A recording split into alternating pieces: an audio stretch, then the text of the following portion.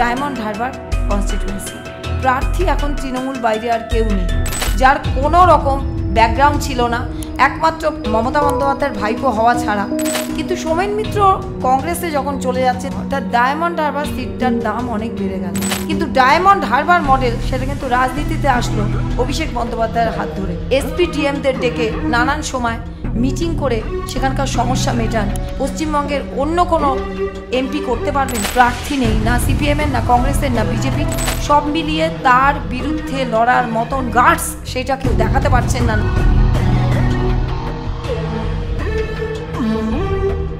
সুন্দর বাংলা, আমার সুন্দর বাংলা যে চ্যানেল, সেখানে মুখর বাংলা এই স্লটটাতে সঙ্গে ইন্দ্রাণীর সাথে আপনারা আছেন। সেই আগের ভিডিওটা আপনারা দেখেছেন। এই পরের ভিডিও থেকে আপনাদের আবার নতুন করে জার্নি শুরু হচ্ছে আরেকটা নতুন ভিডিওর জন্য। চৈত্র বৈশাখের এই সন্ধিক্ষণে আমাদের 5 বছর পর পর যে ভোট, সাধারণ নির্বাচন লোকসভার, সেটা এই রকম সময় হয়।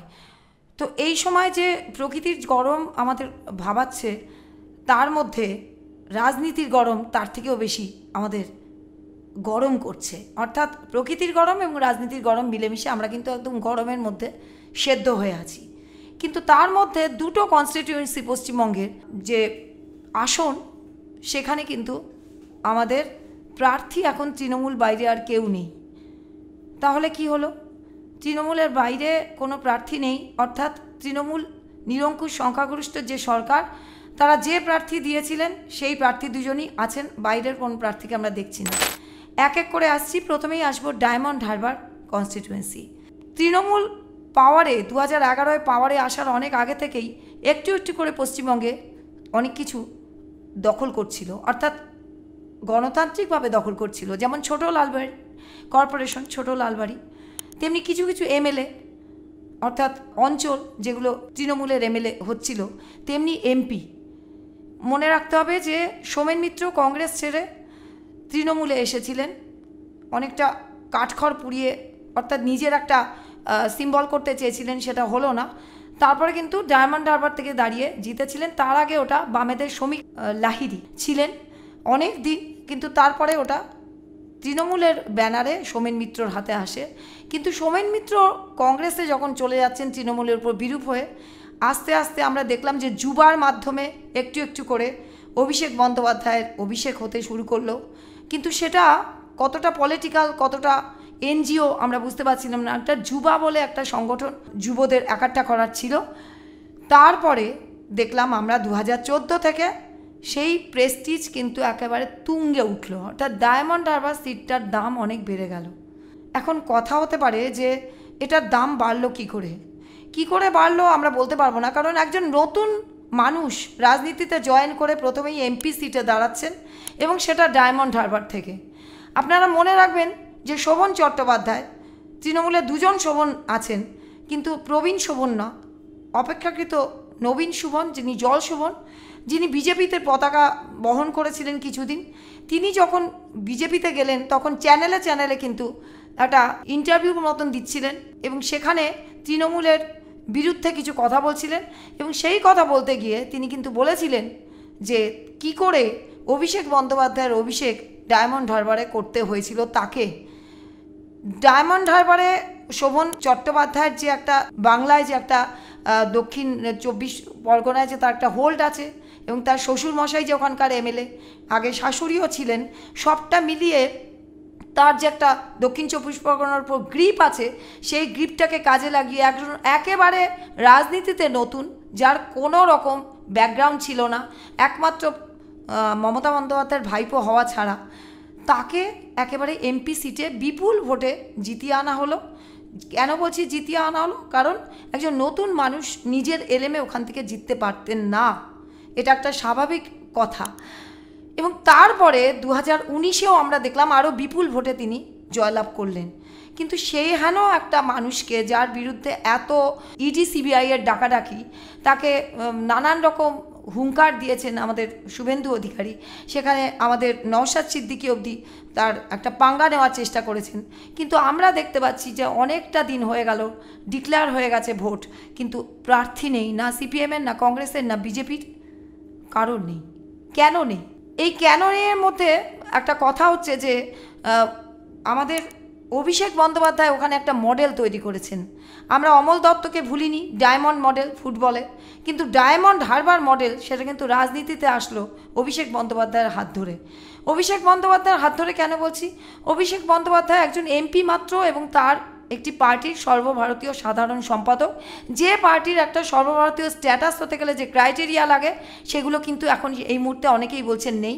তা সত্ত্বেও তারা বলবেন সর্বভারতীয়, এবং সেই সর্বভারতীয় একটি দলের, যদিও সেটা একটা আঞ্চলিক দলের স্ট্যাটাস বহন করছে, তার সাধারণ সম্পাদক এবং একজন এমপি একটি অঞ্চলের, তার বাইরে তার সরকারের উপর কোনো হোল্ড নেই।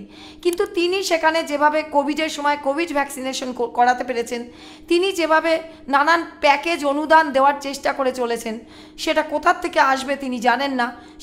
সেই স্বচ্ছতা আমরা তাদের থেকে শুনতে পাইনি। সেটা সরকারি টাকায় হবে নাকি চাঁদা তুলে হবে সেটা আমরা জানি না। এবং তিনি একটা ফুটবল ক্লাব তৈরি করেছেন যেখানে বেশ নামি দামি লোকেরা এসে সেখানে ফুটবল খেলার সময় গান বাজনা করেন, বা ডে নাইট একটা ফুটবল ম্যাচও হয়। সেই যে ব্যাপারগুলো হচ্ছে, এবং তার সঙ্গে তিনি এসপিডিএমদের ডেকে নানান সময় মিটিং করে সেখানকার সমস্যা মেটান। সেই ব্যাপারটা কি পশ্চিমবঙ্গের অন্য কোনো এমপি করতে পারবেন? তৃণমূলের অন্য কোনো এমপি করতে পারবেন? বিরোধী দলের অন্য কোনো এমপি করতে পারবেন? অধীর চৌধুরী এত পুরনো দিনের এমপি, তিনি এসপিডিএমদের ডেকে তার বহরমপুরের কোনো সমস্যার ব্যাপারে কোনো মিটিং ডাকলে এসপিডিএমরা আসবেন। অর্থাৎ তিনি একটা আলাদা স্ট্যাটাস তিনি এনজয় করছেন, যার জন্য তার কনস্টিটিউয়েন্সি আলাদা স্ট্যাটাস হয়ে গেছে। এবং তার যে বাহিনী, সেই মোগল সাম্রাজ্যের ইতিহাসের চরিত্রগুলো যেভাবে পশ্চিমবঙ্গে উঠে আসছে, কখনো শাহজাহান, কখনো জাহাঙ্গীর, আবার তার বাইরে শওকত মোল্লারা, সেই যে বাহিনী, প্যারালাল সরকার প্রশাসনের একটা সাপোর্ট সিস্টেম এবং তার সঙ্গে তার পলিটিক্যাল সাপোর্ট সিস্টেম, সব মিলিয়ে তার বিরুদ্ধে লড়ার মতন যে গার্ডস, সেটা কেউ দেখাতে পারছেন না। নাকি একটা ডার্বি ম্যাচের মতন করে 1-1, অর্থাৎ অভিষেক বনাম আর কেউ না। অর্থাৎ বিজেপি, কংগ্রেস, সিপিএম, আইএসএফ তারা কি অলিখিতভাবে চাইছেন যে ওখানে অভিষেকের বিরুদ্ধে একটি মাত্র প্রার্থী থাকুক? তাই জন্য সবাই ভাবছেন কে আগে দেয়, তাহলে আমরা হয় দেবো না, না হলে একটা গোছ পার্টি দেবো, যাতে 1-1-এর সুবিধাটা অন্য পার্টিরা নিতে পারে। অর্থাৎ 1000 লোক দাঁড়ালে অভিষেকের সুবিধা হয়ে যায়। এই রকম কোনো স্ট্যাটাস আছে কি না, সেই জন্য অন্য কোনো প্রার্থীরা দিচ্ছেন না। অর্থাৎ আজকে এপ্রিলের 3-4 তারিখ হয়ে গেল, হয়তো দিয়ে দেবেন, কোনো জায়গা শূন্য থাকে না, কিন্তু এখনও অবধি নেই বলে এই প্রতিবেদন যতক্ষণ না যাচ্ছে আপনাদের কাছে, এটা কিন্তু বলা দরকার। যেমন বলা দরকার আসানসোল আমরা জানি পশ্চিমবঙ্গে এতগুলো এমএলএ, এতগুলো এমপি আসার অনেক আগে থেকে ওই আলু আলিয়া সাহেব এবং আমাদের বাবুল সুপ্রিয় দুজন ছিলেন এমপি, এবং তারা মন্ত্রীও হতেন। সেখানে এত এমএলএ, এত এমপি বিজেপির থাকা সত্ত্বেও কেন শত্রুঘ্ন সিনহা, বলতে গেলে বিজেপির ঘর থেকেই আবার তৃণমূলে এসছেন, বলতে গেলে বহিরাগত, তিনি কয়েকদিন আগে উপনির্বাচনে জিতে এসছেন, তার বিরুদ্ধে দেওয়ার মতন কোনো লোক পাচ্ছেন না বিজেপি অন্তত? সেটা কি করে হয়? অন্য দলের কথা ছেড়েই দিলাম। তাহলে এই যে অবস্থাটার মধ্যে মুখর বাংলায় আমি আপনাদের আবার বলবো যে একটু সাহস করে, ইলেকশন কমিশন কিন্তু আমাদের স্টেট ইলেকশন কমিশন না, আমাদের সেন্ট্রাল ইলেকশন কমিশন, সেটা অনেক স্বচ্ছতা দাবি রাখে। তার মধ্যে থেকে যারা বিরোধী ভোট আছে, তৃণমূলের বিরুদ্ধ ভোট, তারা একটু সাহস করুন, একটু নজর করুন কবে কোন প্রার্থী দেয়, এবং সেখানে একটু সাহস করে আপনাদের ভোটটা এক্সারসাইজ করুন।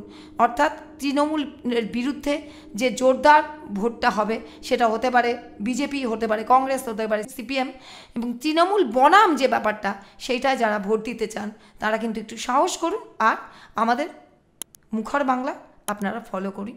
ধন্যবাদ।